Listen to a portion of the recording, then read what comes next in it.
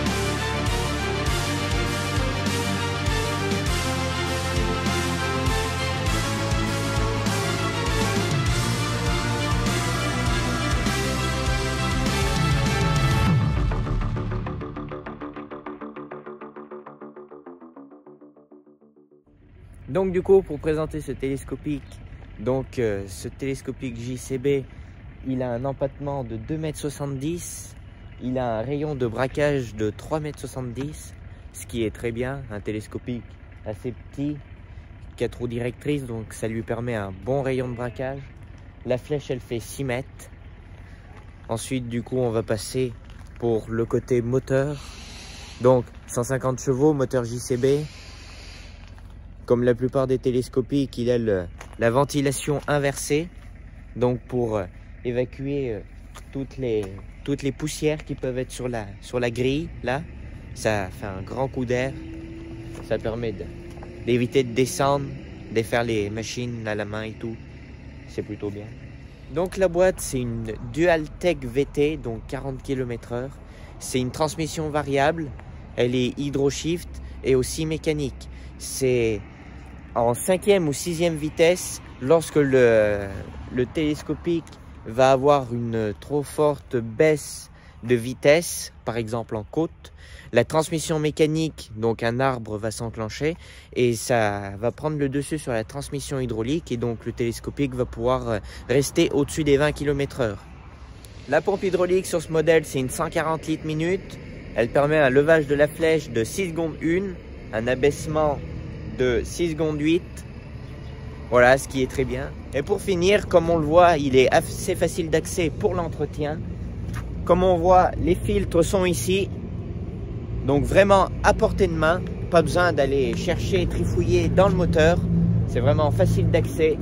Pour la ventilation, le filtre à particules là. Et puis tous les radiateurs sont ici. Pour passer un petit coup de soufflette ou comme j'ai dit tout à l'heure, le ventilo qui va servir à faire un retour d'air, ce qui est vraiment très pratique.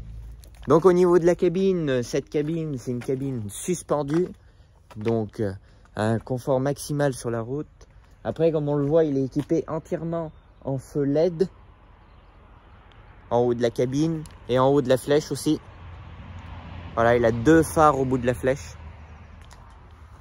À l'arrière de ce télescopique, du coup, on va retrouver tout ce qui est l'attelage. Celui-là est équipé d'un attelage. Donc, comme on le voit ici, c'est un crochet relié directement à la cabine. Donc, un crochet automatique. C'est pour atteler plus simplement ses outils. On regardera la manette qui est à l'intérieur. Ensuite, donc là, c'est tout ce qui est prise feu, puis tout ce qui est pour le freinage. Là, c'est l'hydraulique, avec la petite manette pour si c'est pour les prises ou pour le crochet. Et ici, du coup, juste à côté de la cabine, on va retrouver du coup les réservoirs.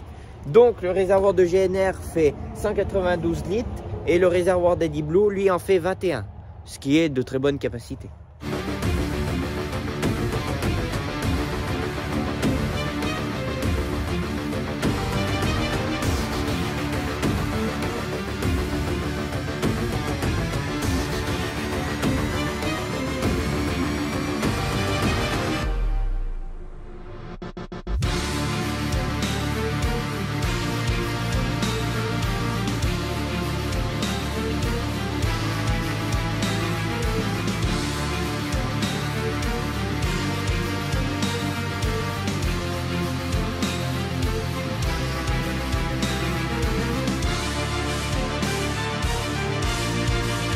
Donc dans ce télescopique, on va retrouver une cabine plutôt bien équipée.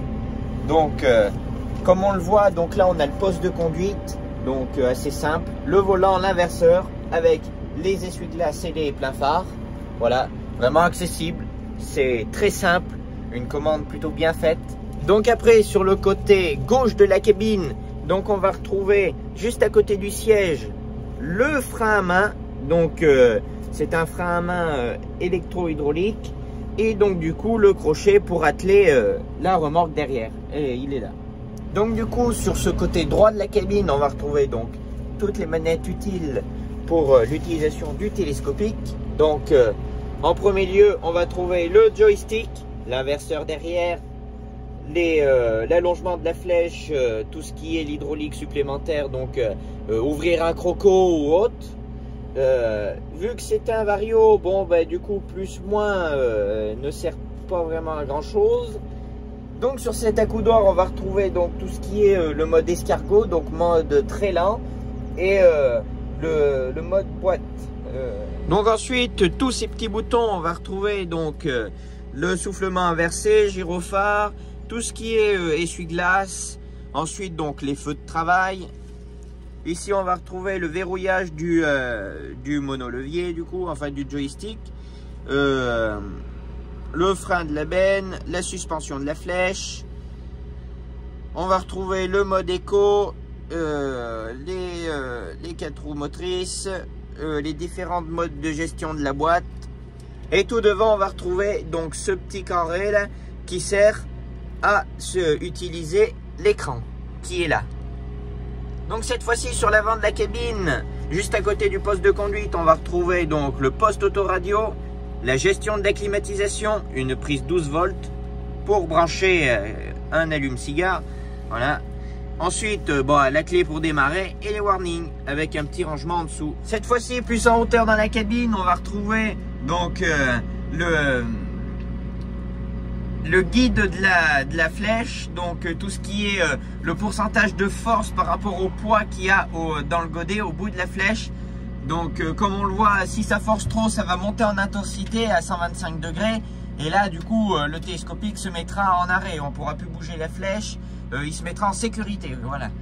Donc après, donc ça c'est pour arrêter si jamais ça monte trop haut, pour essayer d'enlever la sécurité. Voilà. Voilà déjà qui est très bien pour cette cabine. Donc comme on le voit, on est plutôt bien installé dans cette cabine. On a de la vue partout, surtout le côté droit. Bon point fort, après c'est les télescopiques, c'est pour bien voir sur le côté droit. Donc on s'y sent bien. Bon, une cabine, une personne, mais on s'y sent bien, on est bien. On a toutes les commandes à portée de main. C'est vraiment très pratique. L'écran, il est pile dans le champ de vision. C'est vraiment très bien fait. Après du coup on va passer à l'écran.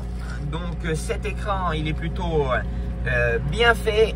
On a des informations essentielles qui sont là. Là on a le kilomètre-heure, les tours minutes, toutes les jauges dont on a besoin, la régénération, gasoil, température, moteur. En dessous, si on l'a mis en automatique, qu'est-ce que c'est comme direction? Donc 4 roues directrices, 2 roues directrices ou crabe. Ça c'est l'angle de braquage. Ça neutre, et bon, marche avant, marche arrière. Voilà. Au-dessus on va retrouver la climatisation, donc là il est arrêté, tout ce qui est la ventilation, donc froid en cabine, l'heure, le nombre d'heures du véhicule et la température extérieure. Après dans l'information, on a les informations de la machine, les paramètres de la machine, les paramètres de l'écran, le diagnostic si jamais il y a un souci, et tout ce qui est par rapport au service. Niveau visibilité, on est plutôt bien équipé avec une visibilité qui monte quasiment jusqu'au-dessus de notre tête pour voir bien comme il faut quand on lève à fond la flèche. Voilà, par exemple, là je vais la lever à fond. Je vous mets quasiment à ma vue. On voit très bien son pic là-haut. On voit très bien ce qu'on fait. Ensuite, quand on appuie sur le petit bouton, on a donc le mode de direction qu'on veut sélectionner. Donc par exemple 4 roues, 2 roues ou crabe. Voilà, juste à le sélectionner, à faire 2 tours de roue, on entend un clac et il est activé. Donc après pour le mode crabe, donc on va le sélectionner. Donc là, avec la molette, je viens sélectionner crabe. Donc là, il clignote. On le voit ici, il clignote. Donc ce que je vais venir faire, c'est braquer. Voilà, jusqu'à entendre le clac. Et là, je suis en crabe. Comme on le voit, donc, les roues sont inclinées vers la gauche à l'avant. Et à l'arrière, elles sont inclinées elles aussi à la gauche. Donc là, du coup, plus qu'à défaire le frein à main. Donc je freine, hop, inverseur à l'avant. J'accélère un peu. Et donc là, le crabe le télescopique va tout de suite se mettre en crabe. Voilà. Donc là, j'avance dans cette direction.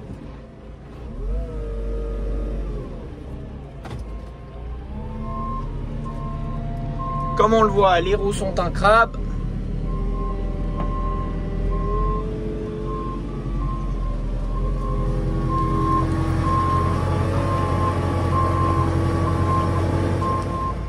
Et donc, on va revenir en 4 roues directrices. Les 2 roues, c'est simplement pour la route. Hop. Et donc là, même régime que tout à l'heure, on va venir braquer, contre-braquer. Et donc là, tout de suite, on voit que les roues à l'avant, elles braquent vers la gauche. Et à l'arrière, elles braquent vers la gauche, elles aussi. Voilà, c'est très simple d'utilisation. Donc après, comme je l'ai dit, c'est un Vario, donc très réactif, avec le renfort pour la 5e et 6e vitesse.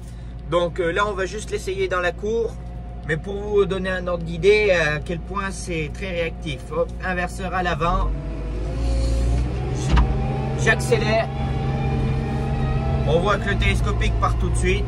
Très réactif.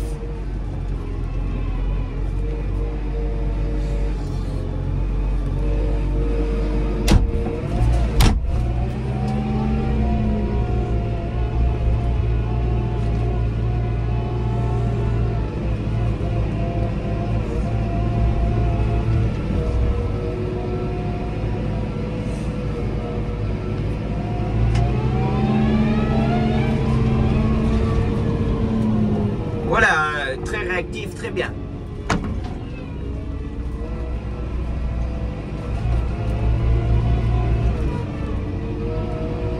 Un rayon de braquage, lui aussi très bien. On peut quasiment tourner quasiment sur place. Vraiment un point fort. L'écran aussi, quand on allume tous les feux, il passe au dark pour un meilleur confort visuel. Vraiment un point fort. Là aussi, j'appuie donc sur l'inversement du ventilo et là on va tout de suite entendre le ventilo du coup tourner au sens inverse. On écoute ça.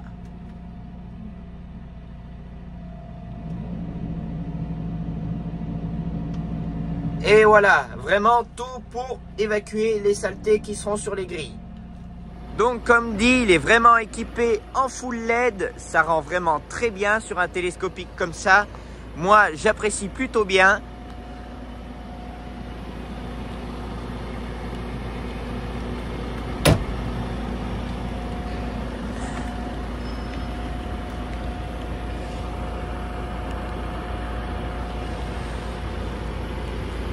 Voilà, moi je sais pas ce que vous en pensez, mais j'aime plutôt bien.